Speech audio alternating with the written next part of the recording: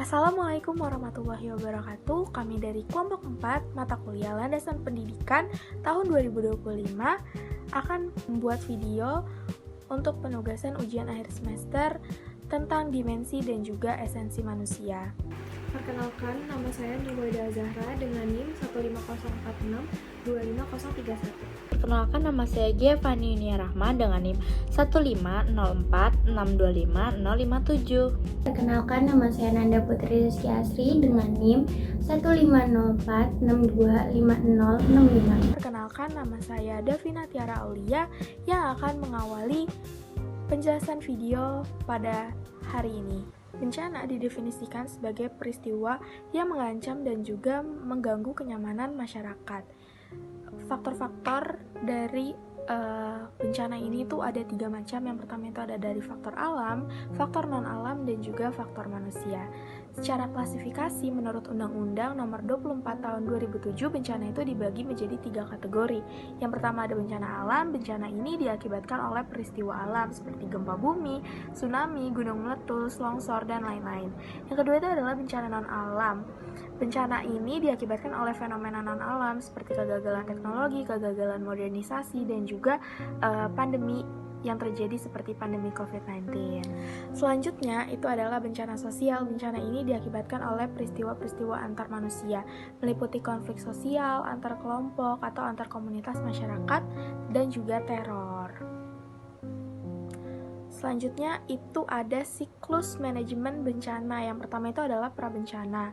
Jadi prabencana ini mencakup mitigasi dan juga pencegahan dari bencana itu sendiri. Yang kedua itu adalah saat tanggap darurat.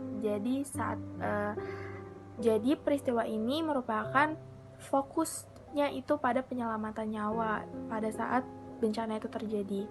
Yang ketiga itu adalah pasca bencana, meliputi pemulihan atau rehabilitasi, pembangunan kembali atau rekonstruksi, dan juga pembangunan yang lebih baik atau build back better.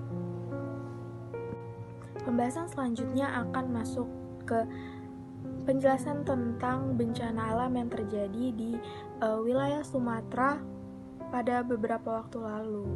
Banjir besar dan juga longsor Sumatera yang terjadi pada akhir November hingga Desember 2025. Peristiwa ini disebut dengan salah satu bencana hidrometeorologi yang paling mematikan dalam sejarah Sumatera karena melanda 3 provinsi sekaligus, yaitu Sumatera Utara, Sumatera Barat, dan juga Aceh. Penyebab utama dari bencana ini itu adalah 3 kombinasi yang disebut juga sebagai triple disaster. Yang pertama itu adalah faktor meteorologi, yaitu siklus dari cuaca. Yang kedua itu adalah faktor ekologi, yaitu deforestasi, kerusakan hutan yang berada di hulu sungai, aliran sungai atau DAS, membuat tanah jadi tidak bisa menyerap air. Yang ketiga itu adalah faktor geologi, di mana kondisi tanah ini sudah mulai jenuh, jadinya tidak bisa menampung air dan jadi terjadi longsor. Peristiwa ini tentu saja memberikan dampak yang sangat besar sekali bagi masyarakat di wilayah Sumatera Barat, Aceh, dan juga Sumatera Utara. Total korban meninggal itu mencapai 1068 jiwa, korban yang hilang mencapai 190 orang, total pengungsi mencapai 537.185 jiwa, kerusakan rumah mencapai 147.236 unit, kerusakan fasilitas umum sebanyak 1.600 unit, dan juga kerugian ekonomi sebanyak 68,67 triliun rupiah. Dalam dimensi esensi manusia, salah satu nilai yang paling menonjol adalah kepedulian sosial dan kemanusiaan. Manusia tidak hanya dipandang sebagai individu, tetapi juga sebagai makhluk sosial yang memiliki tanggung jawab moral terhadap sesama, terutama ketika terjadi bencana alam. Ketika bencana terjadi, kita dapat melihat berbagai upaya nyata sebagai bentuk solidaritas dan empati terhadap korban bencana. Salah satu upaya yang cukup masif adalah pembukaan donasi oleh influencer melalui media sosial. Di media sosial, kepedulian terhadap korban bencana alam juga terlihat melalui berbagai postingan donasi yang dibagikan oleh masyarakat. Unggahan tersebut biasanya berisi informasi kondisi terkini di lokasi bencana, ajakan berdonasi, serta tautan penggalangan dana. Influencer memiliki jangkauan audiens yang luas, sehingga informasi mengenai bencana dan kebutuhan korban dapat tersebar dengan cepat.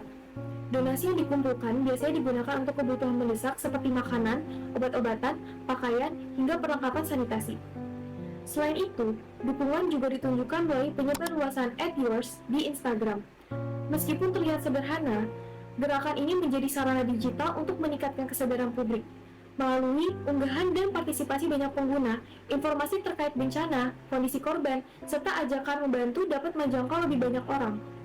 Hal ini mencerminkan bahwa di era digital, kepedulian kemanusiaan dapat diwujudkan tidak hanya secara langsung, tetapi juga melalui ruang virtual. Upaya lain yang tidak kalah penting adalah turunnya relawan secara langsung ke lokasi bencana.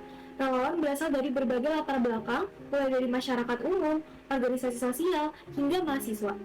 Mereka membantu dalam proses evakuasi, distribusi bantuan, pendirian posko, hingga pendampingan psikososial bagi korban, terutama anak-anak dan lansia. Keterlibatan relawan ini menunjukkan nilai esensi manusia berupa empati, gotong royong, dan pengorbanan demi kepentingan bersama. Kehadiran relawan di tengah masyarakat terdampak menjadi bentuk nyata kepedulian sosial yang mampu meringankan beban korban, baik secara fisik maupun emosional. Bantuan yang diberikan tidak hanya berfokus pada pemenuhan kebutuhan dasar, tetapi juga pada upaya pemulihan kondisi psikologis dan sosial korban pasca bencana. Melalui interaksi langsung dan kerjasama yang terjalin, relawan turut memperkuat solidaritas, menumbuhkan rasa kebersamaan, serta membangun harapan bagi masyarakat untuk bangkit dari situasi darurat. Hal ini menegaskan bahwa aksi kemanusiaan yang dilakukan secara langsung merupakan perwujudan penting dari dimensi esensi manusia dalam kehidupan sosial. Tidak hanya masyarakat, lembaga pendidikan seperti universitas juga berperan aktif dalam membantu korban bencana. Beberapa universitas di Indonesia memberikan keringanan atau pembebasan pembayaran UKT bagi mahasiswa yang terdampak bencana, seperti yang dilakukan oleh Universitas Pendidikan Indonesia atau UPI dan Universitas Negeri Jakarta atau UNJ. Kebijakan ini mencerminkan kepedulian institusi pendidikan terhadap keberlanjutan pendidikan mahasiswa di tengah kondisi darurat. Melalui berbagai upaya tersebut, dapat disimpulkan bahwa respon masyarakat dan lembaga terhadap bencana merupakan wujud nyata dimensi esensi manusia, yaitu nilai kemanusiaan, solidaritas, dan tanggung jawab sosial. Hal ini menegaskan bahwa pendidikan tidak hanya membentuk kemampuan intelektual, tetapi juga menanamkan nilai empati dan juga kepedulian terhadap sesama. Indonesia adalah negara yang rawan bencana. Hampir setiap tahun kita melihat banjir, gempa bumi, tanah longsor, dan letusan gunung api.